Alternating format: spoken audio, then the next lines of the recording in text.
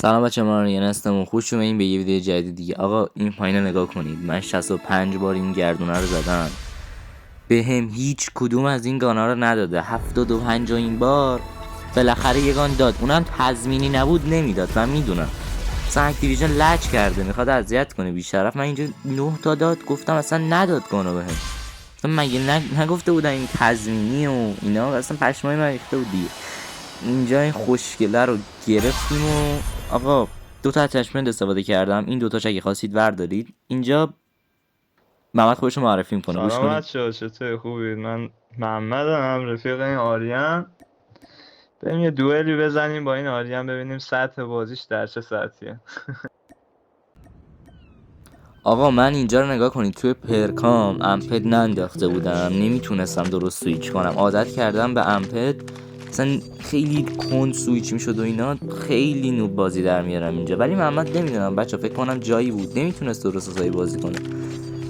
من نگفتم جلوم شل کنه که بخوام ویدیو بگیرم، نه، واقعا احساس میکنم جایی بود نمیتونست درست بازی کنه، اما رو منو زمین نزد و اومد بریم ویدیو بگیریم. این گم هم که میبینیم باشه، واقعا اسنایپ خفنیه. ارزش زدن 3000 تا سی پی رو نداره، نزنید. اگه واقعا نمیدونم 3000 تا 3000 خورده این میخواد دیگه، بخواید اینو بزنیدش. آره بچه ها، نو اسکوپا رو نگاه کنید. این یکی اینو میستادم اوکی. خب اینجا اومدم نو اسکوپ کنم، نخورد. این هیپو نگاه کن. بعد محمد دارم میگفت تیرای تو ریجستر میشه رو من تیرام نمیخوره. به تو 400 بار دمیج شدی. وای هیپو نگاه کن، هیپو نگاه کن اصلا واویلا. آقا گردونه لچ کرده. خلاصه که هرسم در اومده بود. منم گفتم بیا بچرخ تو بچرخیم، بیشرفت میکنم. آخرش هم تا آخر زدم تا داد دیگه. خیلی زور اومد بهم، واقعا زور اومد بهم، چون خیلیه بچه ها. 75 بده دیگه وقت خیلی شانستون بد باشه، واقعا باید شانستون افتضاح باشه. ولی بچه یه بخشی هست، من اینجا اونو به خاطر هالیدی آنش کرده بودم، نصف تیرم هم نمیخوره. یه بخشی هست اسمش توی آدیو ان گرافیک فکر کنم ریالیتی اسکوپ رو آنش کرده بودم، خیلی عادت نداشتم. اینجا سویچ کردم، نمیتونستم بدون امپد بازی کنم. اینجا سویچ کردیم روی یکی و حالا دریابید، ادامه رو دریابید. ولی خدایی اسنایپ خوشگلیه بچه. شما زیلات رو دوست دارید یا هالیدی؟ خدایی نظرتون رو بگید.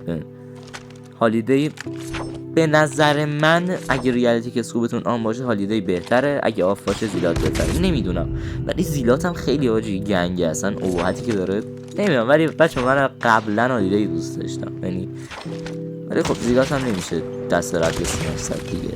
نگاه کن واقعا خدا ساجی.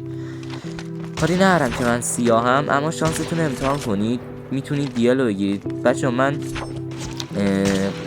حقیقتا اگه میخواید چند ساپی چیزی بذارید، به نظر من اول AK 117 خفنه، بعد PP 19، بعد دیل.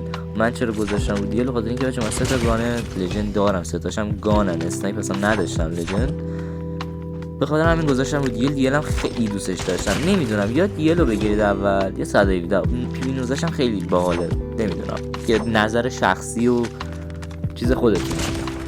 آره خلاصه بچه حتما ویدیو رو لایک کنید، چنل ساب کنید، کامنت هم اگه دوست داشتی برام بساز. وای آجی سوتی رو نگاه کن، بذار.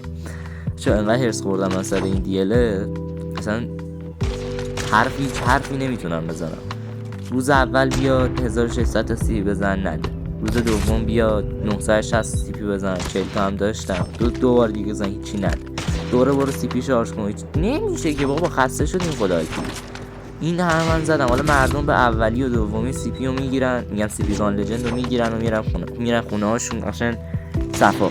اون وقت من 75 بار باید این گردونه رو بزنم. اونم اگه زیرش نمینوشت تضمینی، به خدا بهم نمیداد. تضمین نمیکرد که رو 75 قراره یه دونه گان لژند بده، من بعید میدونم بهم میداد. واقعا زوره مثلا. ولی خدایی هیپاش قشنگ میخوره بچه. تو رنگ خیلی دارم باش خوب بازی میکنم.